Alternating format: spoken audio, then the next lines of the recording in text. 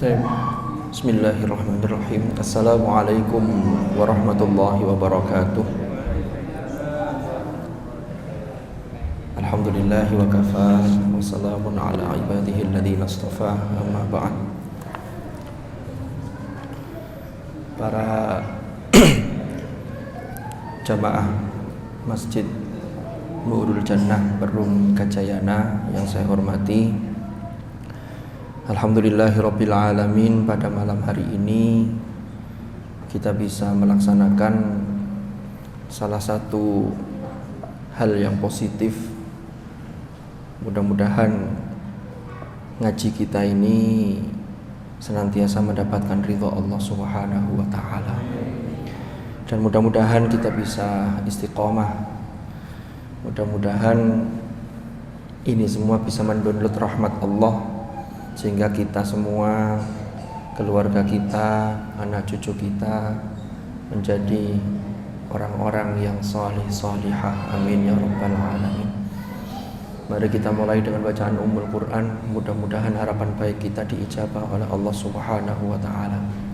Ala hadhihi niyyah wa ala kulli niyatin salihah wa ala ma nawainahu wa ala ma nawahu as-salafus salih. Thumma ila hadratin nabiyil mustafa Muhammadin sallallahu alaihi wasallam wa ila hadrati ikhwanihi minal anbiya wal mursalin was sahabati wat tabi'in wal ulama'il 'amilin wal musannifin wa a'immatil mujtahidin, wa khususan ila silsilati masyayikhina fi ta'limina, wa khusus muallif kitab al-arba'in an-nawawiyah Imam Yahya bin Sharaf an-Nawawi asy-Syafi'i wa usulihim wa furu'ihim wa nafa'ana bihim wa bi'ulumihim fid dharain amin. Al-Fatihah.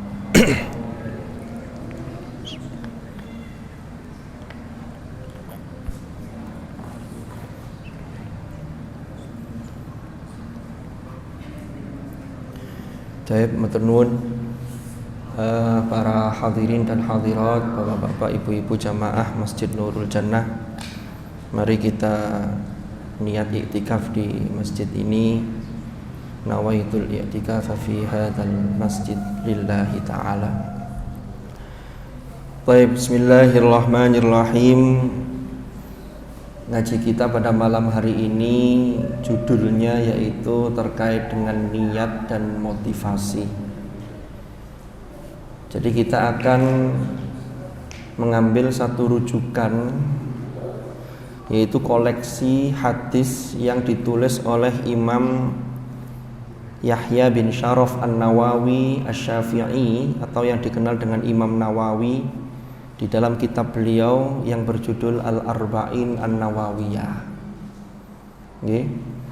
Jadi Al-Arba'in an-Nawawiyah itu banyak dikaji, tetapi kalau kita membaca sendiri, sebenarnya di toko-toko buku sudah banyak terjemahan hadis ini. Bahkan ada yang model buku saku itu harganya hanya 6.000. Tapi kalau kita baca sendiri lalu kita fahami sendiri, ya boleh-boleh saja. Tetapi alangkah baiknya kalau kita belajar bareng.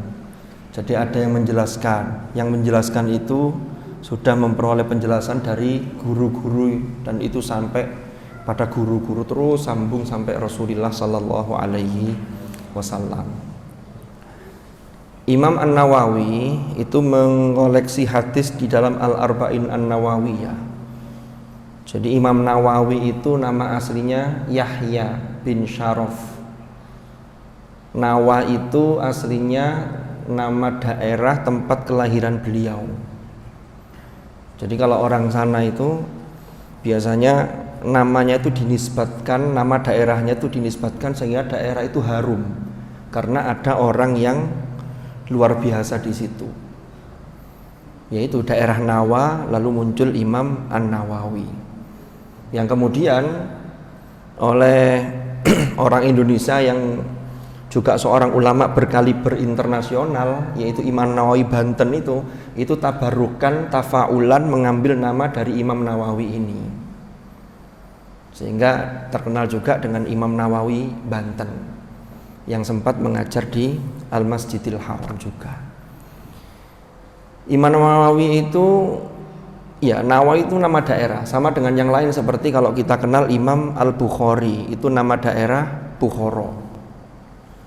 Lalu Ada Imam As-Suyuti, itu juga nama daerah di Mesir. Lalu ada Imam Asy-Syatibi, itu nama daerah di Spanyol, Sativa. Ada Imam Al-Qurtubi yang punya tafsir itu dari daerah Spanyol, daerah Cordova. Jadi itulah. Jadi kalau di sini muncul ulama di Istana Gajayana, kira-kira di nisbat namanya apa namanya? Al-Igi. Igi itu apa? Istana Gajayana. Nah, Al-Fatani juga ada, itu dari Patani, Thailand itu. Itu juga ada Al-Fatani. Imam Nawawi itu lahir tahun 631, berarti beliau ini ulama abad ke-7 Hijriah. Wafat tahun 676 Hijriah. Banyak karya-karya beliau, termasuk ada Al-Adhkar An-Nawawiyah. Lalu beliau banyak mensyarah kitab-kitab juga. Lalu ada juga At-Tibyan fi Adabi Hamalatil Quran dan seterusnya. Karena beliau ini ulama yang top, yang luar biasa. Sejak kecil sudah hafal Al-Quran. Lalu kalau panjenengan baca di pengantarnya kitab At-Tibyan itu dijelaskan biografi singkat beliau itu luar biasa. Jadi sejak masih usia muda itu sudah menguasai banyak disiplin ilmu. Nah, makanya kita ini tabarukan kalau panjenengan tetap mustami mendengarkan mau enggak apa-apa. Jadi ini sebagai referensi biar ngaji kita itu lebih terarah. Ya, malah kalau bisa, kalau memungkinkan Pak Hari, mungkin ada juga nanti sesi tanya jawab. Ini bisa lebih hidup ngaji kita. Kalau tanya jawab itu saya senengnya apa? Kalau saya tidak bisa, berarti saya harus belajar lagi. Berarti doa saya dikabulkan oleh Allah. Rabbi zidni ilma. Dengan belajar lagi itu kan berarti nambah ilmunya. Jadi boleh jadi ilmu itu bertambah dari pertanyaan yang masuk. Jadi kalau saya tidak tahu ya saya jawab tidak tahu, ini PR, nanti saya cari, saya tanyakan kepada yang lebih tahu. Karena perintah Al-Quran, fas'alu ahla dzikr in kuntum la ta'lamun. Maka bertanyalah kepada ahla dzikr in kuntum la ta'lamun. Jadi ahla dzikr itu penafsirannya luas. Kitab ini isinya kalau dilihat dari judulnya itu Al-Arba'in An-Nawawiyah, ada 40 hadis. An-Nawawiyah itu Kang Bongso Nawawi itu maksudnya yang dikoleksi oleh Imam An-Nawawi. Ternyata jumlahnya tidak 40 pas, tapi ada 42 hadis di dalamnya. Ini kalau kita jadikan bekal dan kita pegangi betul dalam kehidupan kita, maka itu luar biasa sudah. Nah ini, makanya ini Imam An-Nawawi juga menulis Riyadhus Shalihin. Riyadhus Shalihin itu juga kitab hadisnya Imam An-Nawawi. Di dalam Riyadhus Shalihin dan juga di dalam Al-Arba'in An-Nawawiyah itu hadis yang pertama itu sama. Beliau menempatkan yang pertama yaitu hadis riwayat Umar ibnul Khattab, innamal a'malu binniyat. Ini menunjukkan bahwa posisi niat, posisi motivasi seseorang dalam melakukan sesuatu ini menempati sesuatu yang sangat urgen. Sampai Imam An-Nawawi itu menempatkan di hadis yang pertama. Nah, seperti apa? Makanya kita baca. Jadi kitabnya ini aslinya tipis. Cuman yang saya bawa ini tebal karena ini syarah. Ini yang syarahnya itu banyak. Ini yang saya bawa ini judulnya Al-Jawahirul Lu'lu'iyah fi Syarhil Arba'in An-Nawawiyah. Jadi syarah itu penjelas. Jadi ulama-ulama dulu itu kalau ada satu karya ulama itu dijelaskan, disyarahi namanya, itu bisa menjadi sekian jilid. Syarahnya Sahih Al-Bukhari, Al-Jami'us Sahih punyanya Imam Bukhari itu yang 4 jilid. Itu syarah yang paling terkenal itu disyarahi oleh Imam Al-Hafidh Ibnu Hajar Al-Asqalani. Jadi 4 jilid, 4 ya, disyarah jadi 15 jilid. Lah yang mensyarah itu juga bukan orang sembarangan. Jadi faham lalu dijelaskan. Sehingga syarah itu membantu menjelaskan. Jadi tidak penjelasan itu ngarang sendiri. Kan begitu. Nah, yang mensyarah Al-Arba'in An-Nawawi juga ada kitab-kitab yang lain. Tapi yang saya bawa ini adalah Al-Jawahirul Lu'lu'iyah, ya, karya Asy-Syaikh Al-Allamah Al-Faqih Muhammad ibnu Abdillah ibni Abdul Latif Al-Jurdani Ad-Dimyati Asy-Syafi'i, ya, wafat tahun 1331 Hijriah. Ini pengantar. Sekarang kita masuk ke hadis yang pertama. Bismillahirrahmanirrahim. Al-haditsul awal. Innamal al-haditsul awal al-a'malu binniyat. An Amiril Mu'minin Abi Hafsin Umar bin Al-Khattab radhiyallahu anhu qala sami'tu Rasulullah sallallahu alaihi wasallam yaqul. Diriwayatkan dari Umar ibn Al-Khattab. Jadi Umar ibn Al-Khattab itu sahabat. Beliau meriwayatkan hadis dari Nabi. Beliau mendengar Nabi pernah bersabda. Kalau dalam ilmu hadis, Umar ini disebut rawi yang pertama. Rawi itu apa maknanya? Rawi itu orang yang menceritakan, yang meriwayatkan.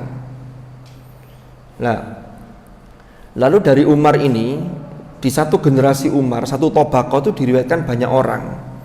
Ini hadis ini sangat terkenal sekali dan banyak jalur periwayatan, sehingga ini hadisnya hadis mutawatir. Lalu sampai ke generasi berikutnya, sampai pada Imam Bukhari.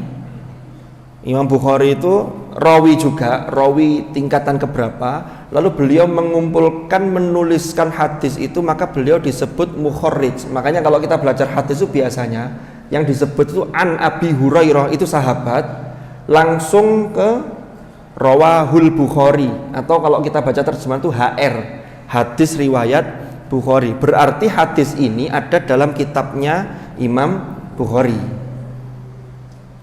Gitu. Karena dulu ketika pada masa Umar ibnul Khattab, hadis ini belum ditulis. Tapi Umar meriwayatkan.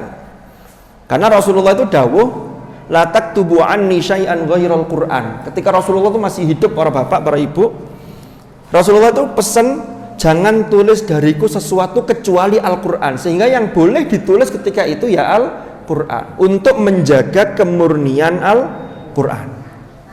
Jadi hadis itu belum ditulis, walaupun katanya ada beberapa yang menulis tapi secara sembunyi-sembunyi, tapi tidak secara terlembaga, tidak secara masif banyak begitu, enggak. Makanya nanti hadis itu penelitiannya rumit. Ya. Nah, sami'tu Rasulullah sallallahu alaihi wasallam yaqul, saya pernah mendengar Rasulullah bersabda. Apa sabdanya? Innamal a'malu binniyat. Sesungguhnya amal-amal itu binniyat, tergantung kepada niatnya. Dalam bahasa Arab itu ba niku salah satunya punya makna nempel. Kalau dalam bahasa Arab disebut al-ilsaq. Makanya kalau kita memulai sesuatu pekerjaan yang baik, itu dimulai dengan bismillah. Kullu amrin dzibalin la yubda'u fihi bi bismillah fahuwa aqta. Maka kalau kita sudah menempelkan dengan bismillah, maka ini nempel, berarti pekerjaan ini serius kita lakukan dan ini dalam koridor ketaatan kepada Allah. Karena asma Allah itu nempel. Kan gitu. Nah ini innamal a'malu binniyat. Makanya orang melakukan amal itu jamak dari amal, jamaknya a'mal. Kalau a'mal itu kalau disifati al-a'mal as-solihah, kalau al-amal as-solih, amal-amal yang baik. Jadi jangan sampai, saya pernah ada orang sambutan tuh, mudah-mudahan menjadi amal yang solih dan solihah. Ini tidak tepat. Kalau menjadi putra yang solih, solihah benar. Putra yang solih, putri yang solihah, itu benar. Tapi kalau amal, ya solih. Kecuali kalau doanya, mudah-mudahan menjadi al-a'mal as-solihah, itu benar. Tapi kalau mudah-mudahan menjadi amal yang solih dan solihah, tidak bisa. Kalau amal satu, ya sifatnya hanya solih. Begitu. Ini ya sekedar informasi tambahan mawon. Karena saya pernah mendengar ada orang yang sudah dianggap tokoh, sambutan begitu. Nah kalau sudah kadung tokoh itu kan yang ingatkan kan angel. Orang tuh kalau sudah jadi tokoh masyarakat, sudah diminta di depan oleh masyarakat, itu yang mau mengingatkan tuh ewu pakai ewu. Diilingno khawatir tersinggung, gak diilingno kok salah terus kan gitu. Kadang disindir-sindir gak kroso. Nah ini repot ini. Makanya Imam Syafi'i itu pesan itu begini. Kata Imam Syafi'i itu tafaqqah qabla antar idza ra'asta fala sabila ila tafaqquh. Itu kata Imam Syafi'i begitu. Jadi tafaqqah, perdalamlah ilmu terkait dengan ilmu agama dan juga ilmu yang lain, tapi khususnya terkait dengan agama. Qabla antar sebelum panjenengan itu memimpin, sebelum panjenengan itu menjadi tokoh, sebelum panjenengan dianggap sebagai tokoh. Karena kalau sudah kadung sibuk jadi tokoh, fala sabila ila tafaqquh. Ini angel. Kadang bisanya ya hanya menyesal, aduh kadung tuwek. Tapi tidak apa-apa, kita cari media yang memungkinkan untuk bisa mengupgrade kualitas kita. Jadi Imam Syafi'i itu sudah wanti-wanti begitu. Contohnya ada imam, sudah kadung imami, dipercaya doanya difase-fasekan tambah keliru. Allahumma hawwin alina fi syakaratil maut. Loh kan tambah keliru ini. Syakaratil maut kan jadinya syukur, padahal sakarah itu pakai sin. Ya Allah mudahkanlah, ringankanlah, entengkanlah dalam ketika kami menghadapi sakaratil maut. Nah, kalau ganti sin jadinya apa maknanya? Ketika mensyukuri, lo jadi kematian, mensyukuri kematian kan jadi beda. Lagi ini ngiling angel. Tapi ada orang yang tetap bisa menerima masukan itu juga ada. Monggo kan ada begitu. Tapi yang banyak ya roto angel gitu ya. Angel bukan berarti tidak bisa. Innamal a'malu binniyat. Wa innamal likulli imri'in ma nawa. Dan sesungguhnya likulli imri'in bagi setiap orang manawa, yaitu tergantung apa yang dia niatkan. Lanjutannya, faman kanat hijratuhu ilallahi wa rasuli. Hadis ini kadang ada yang hanya memotong sampai innamal a'malu binniyat, tapi aslinya matan itu isi dari hadis itu, teks hadis itu lengkapnya ini. Karena dalam sababul wurud itu sebab-sebab munculnya hadis. Ada yang mengatakan bahwa ini kaitannya dengan orang-orang ketika berhijrah, maka motivasi berhijrah itu macam-macam. Ada yang hijrah itu totalitas karena memang lillahi wa rasuli, hijrah ilallah wa rasuli. Tapi ada yang hijrah itu karena ada tendensi lain. Tapi dari hadis ini kita bisa memetakan ternyata orang itu tidak lepas dari tiga motif ini. Kita baca. Faman kanat hijratuhu ilallahi wa rasuli. Barang siapa yang hijrahnya itu menuju Allah dan Rasulnya. Jadi betul-betul niat totalitas hijrah karena Allah dan menuju Allah dan Rasulnya. Maka fahijratuhu ilallahi wa rasuli. Maka hijrahnya itu ya menuju Allah dan Rasulnya. Yang akan dia dapatkan yaitu ya pahala dari Allah. Wa may yuhajir fi sabilillahi yajid fil ardi muraghaman katsiran wa sa'ah. Justru malah ketika hijrah itu malah mendapatkan keberkahan, keluasan. Contohnya para sahabat-sahabat dulu hijrah dari Makkah ke Madinah, kan hijrah itu para sahabat itu pernah berhijrah. Hijrah yang pertama itu menuju ke Habasyah, minta suaka ke Raja Najasyi di Ethiopia itu. Itu kira-kira 5 tahun pertama, karena serangan kaum musyrikin Mekah ketika itu luar biasa, sehingga beberapa orang ini sempat hijrah minta suaka ke sana. Itu sempat, kalau panjenengan nonton film Umar Ibnul Khattab, itu ada tentang itu. Lalu hijrah yang berikutnya itu hijrah dari Makkah ke Al-Madinah Al-Munawwarah atau Yathrib sebelum jadi kota Nabi itu. Itu terjadi pada tahun ke-13 kenabian setelah Rasulullah kira-kira 13 tahun berada di Makkah.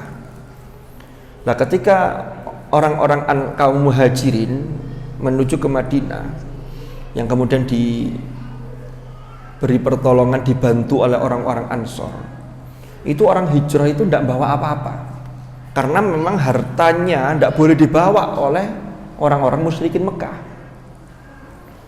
Kita tahu contohnya Abdurrahman bin Auf, itu orang kaya di Mekah. Ketika hijrah tidak bawa apa-apa. Ya kalau sekarang tidak bawa apa-apa tapi ngesek ATM. Kalau dulu tidak ada ATM.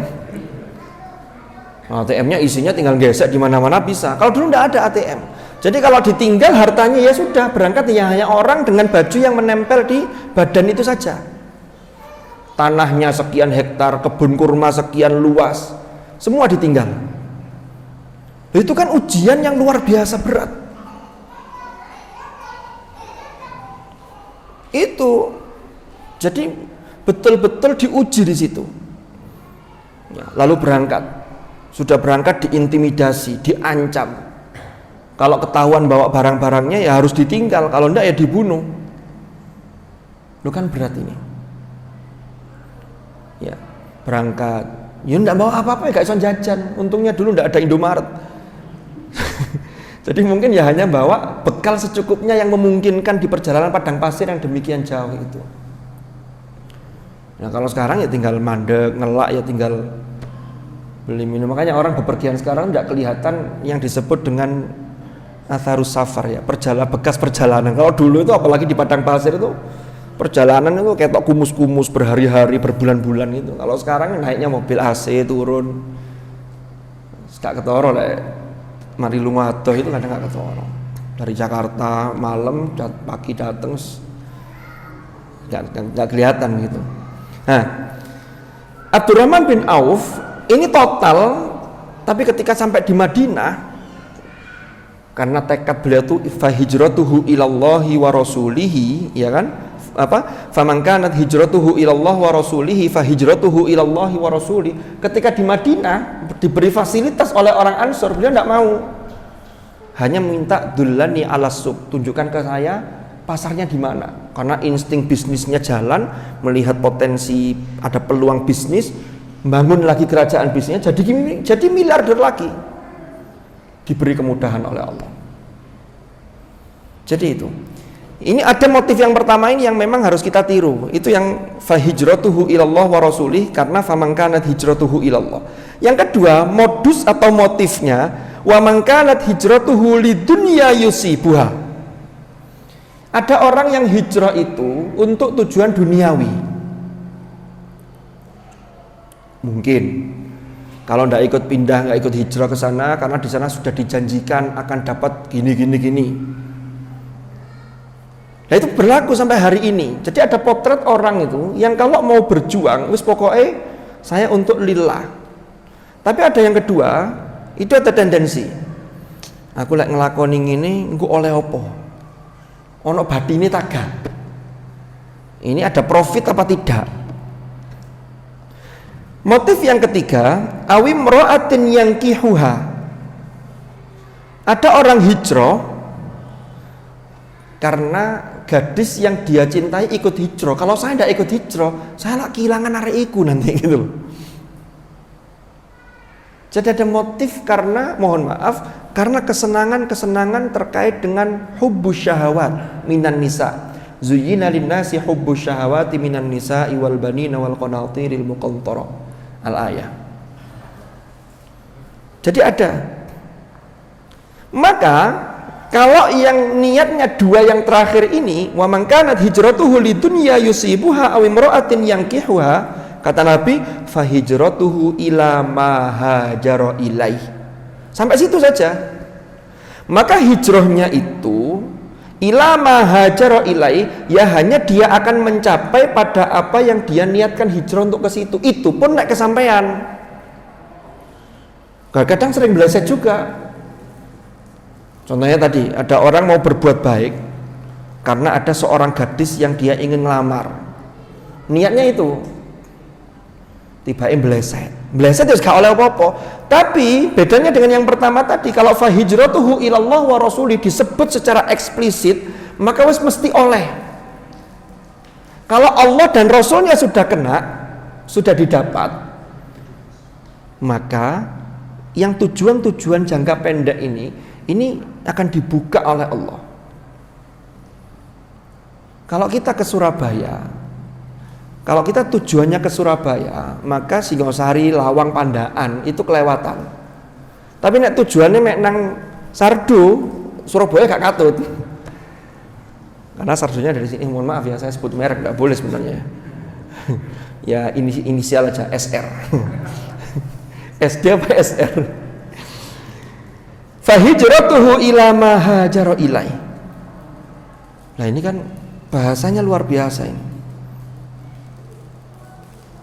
Lah orang itu kalau niatnya hanya duniawi, itu seringkali meleset. Kalau meleset itu baru di situ kadang-kadang ada dia tersadar, diingatkan lagi pada Allah. Jadi orang itu kadang-kadang harus ditegur. Cuma kadang tidak kerosok. Maka ada cerita bijak begini. Ada orang yang apa istilahnya? Jauh begini ya. Mungkin ada orang yang di atas, ada orang yang di bawah. Ini kan jaraknya jauh. Diteriaki tidak ngereken karena tidak dengar. Dikongkon minggir karena nanti awas kejatuhan, umpama ada besi mau jatuh. Gak kroso, gak ro, padahal besi ini membahayakan. Akhirnya terpaksa oleh orang yang di atasnya dilempar pakai batu kerikil. Cetok, sakit dia. Dibengoi kan tidak sakit. Kalau dilempar pakai kerikil sakit, kroso cetok baru noleh. Kalau dia noleh lalu sadar sehingga dia bisa minggir, tidak kena besi, dia selamat. Loh kadang itu kita hidup itu diingatkan oleh Allah begitu. Ada orang itu ya, orang itu hidupnya itu macam-macam. Ada yang lempeng. Makanya yang lempeng ini yang kita minta dijaga terus. Ihdinas siratal mustaqim. Jadi konsep ihdinas siratal mustaqim itu kita bisa istiqomah di jalan yang al-mustaqim ini. Tapi ono sing rodok menggok titik, mampir-mampir. Lagi cek ndang balik mana gitu loh, nang al-mustaqim lagi. Iki kadang dibengoki gak ngereken, maka perlu dilempar kerikil tadi itu. Kalau dalam konteks kita apa ya? Nah, umpama nih, mohon maaf ya. Allah itu sudah memberikan gambaran banyak hal terkait dengan masjid itu adalah tempat yang istimewa. Kalau di Al-Quran ada ayat inna awwala baitin wudi'a lin-nas lalladzi bi Bakkata mubarakan wa hudan lil alamin fihi ayatum bayyinatum maqamu Ibrahim wa man dakhalahu kana amina. Ayat ini bicara tentang rumah ibadah yang pertama kali didirikan, yaitu Baitullah. Di sana ada Al-Ka'bah karena inna awwala baitin wudi'a lin-nas lalladzi bi Bakkah. Bakkah itu Makkah. Nah, Makkah yang di dalamnya ada Al-Masjidil Haram, lalu ada pusat porosnya namanya Ka'bah. Itu Baitullah. Baitullah itu rumah Allah, tapi jangan difahami tempat tinggal. Karena Allah tidak butuh tempat tinggal, mukhalafatul lil hawadits, berbeda dengan kita makhluk. Baitullah, kenapa disebut Baitullah? Karena di situ banyak disebut nama Allah. Sehingga masjid itu juga baitun min buyutillah. Walaula daf'ullahin nasa ba'dahum bi ba'd lahuddimat sawami'u wa biya'u wa salawatu wa masajidu yulkaru fiha ismullahi katsira. Termasuk di masjid ini. Sehingga seringkali ketika terjadi peristiwa-peristiwa yang spektakuler dalam arti secara sunnatullah, umpama banjir tsunami 2004 di Aceh, kita lihat videonya 2004 itu, air itu masya Allah luar biasa, berapa korban jiwanya itu. Tapi ketika melewati Masjid Baitur Rahman di Aceh itu, di pusat itu air itu kayak minggir begitu. Ini Allah sudah menunjukkan bahwa inilah tempat yang aman, termasuk wa man dakhalahu kana amina. Aman itu maknanya banyak. Aman tuh ya bisa jadi aman begitu, bisa jadi amina itu orang yang masuk ke dalamnya dia banyak mengingat Allah, maka dia menjadi orang yang tenang, yang tentram, yang hatinya tatmainnul qulub. Kan begitu. Belum lagi tahun 2007 ketika saya kuliah di UIN Jakarta, saya masih ingat ada namanya Situ Gintung di belakang kampus itu. Idul Adha kurang berapa hari itu ya, jebol. Berapa korbannya itu. Ada video amatir, itu juga sama, ada masjid, air itu masjid di tengah-tengah. Air itu kayak lewat begini, minyak itu apa ya? Kanan kiri begini. Masjidnya selamat, tidak hancur, padahal rumah sekitarnya habis. Tahun 2021 terjadi banjir bandang kemarin, sehingga PDAM mati. Di masjid tidak mati ya karena sumur ya, tapi kan tapi kan faktanya kan sehingga Pak Ari cerita kemarin akhirnya masjidnya disambangi kan begitu. Nah ini tinggal mengatur niat, itu sesungguhnya diingatkan oleh Allah. Mau nang masjid itu, deloken masjid itu wis apik lho, wis ana kipase. Lu kok kadang-kadang dia dilempar uang koin kecil gak kroso. Naudzubillah, jangan sampai nanti kalau orang masih diingatkan dengan kerikil kecil gak terasa, nanti batunya lebih besar yang dilempar, kan gawat ini. Ya ini guyonannya begitu. Jadi ya, faktanya kan begitu. Ya terlepas dari mesti masjid ngebor. Lah apa kok panjenengan dulu ndak ngebor gitu ya. Ya sudahlah. Jadi cara Allah mengingatkan kita itu dengan berbagai hal. Termasuk dari hal kecil. Itulah pentingnya orang mukmin yang bisa mengambil hikmah itu di situ. Lah kalau orang nggak bisa ngambil hikmah ya cuek-cuek aja. Yang penting ke masjid ngantri jam 11 malam sebelum subuh ambil banyu wis mahari gak ngurus. Itu berarti orang yang tidak bisa mengambil hikmah dari apa yang terhidang di hadapannya, gitu loh. Padahal sesungguhnya semua peristiwa tidak ada yang kebetulan. Itulah sunnatullah. Dan sunnatullah itu kadang Allah menetapkan inayatullah.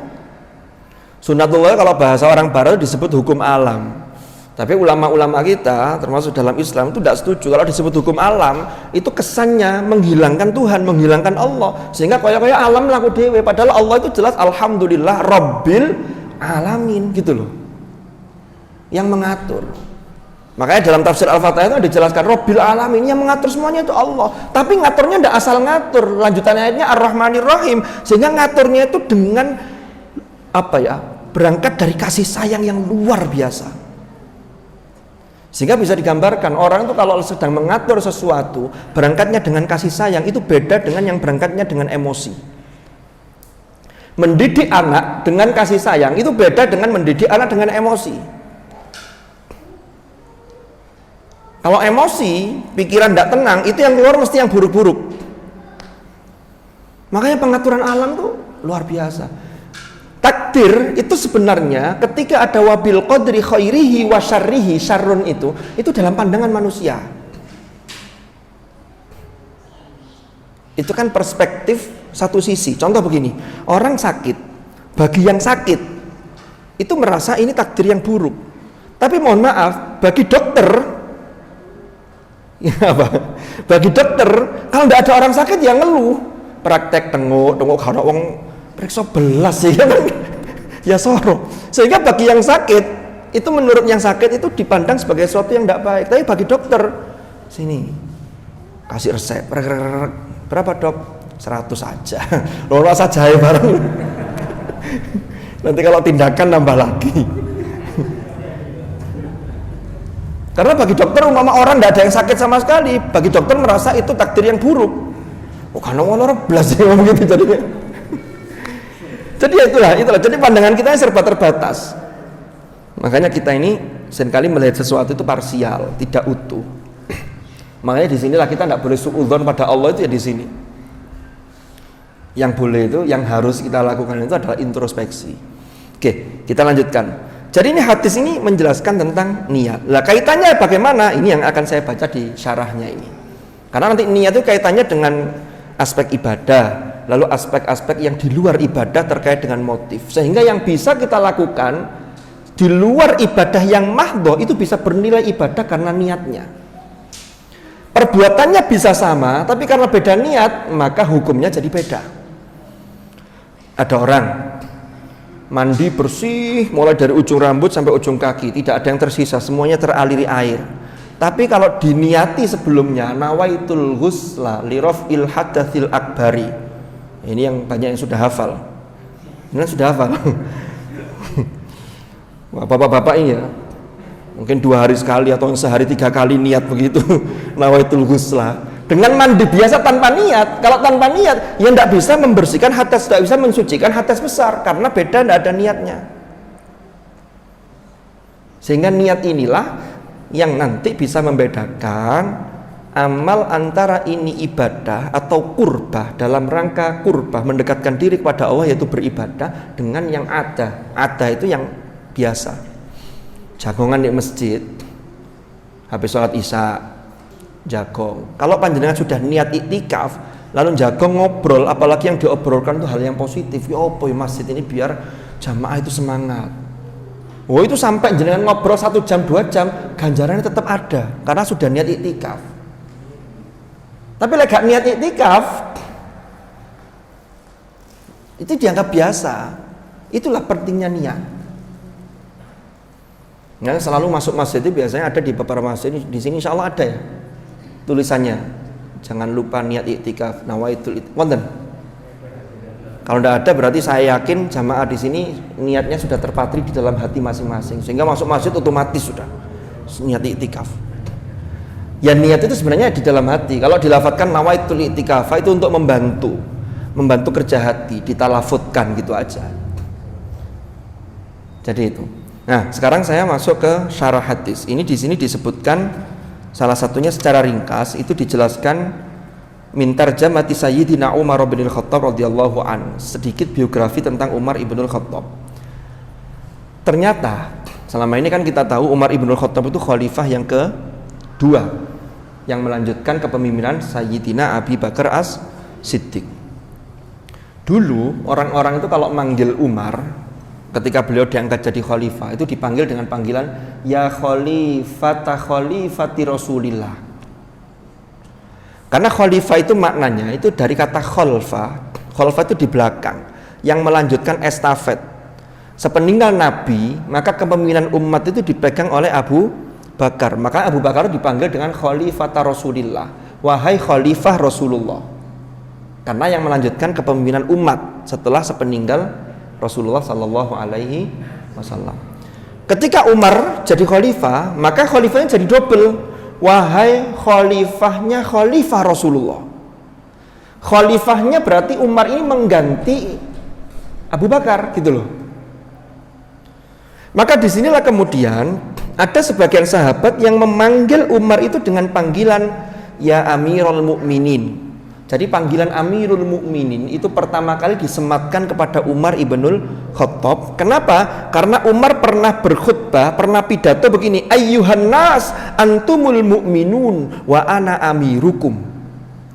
Wahai sekalian orang-orang, kalian ini adalah orang-orang mukmin dan aku adalah amir kalian, pemimpin kalian, akulah yang diberi amanah.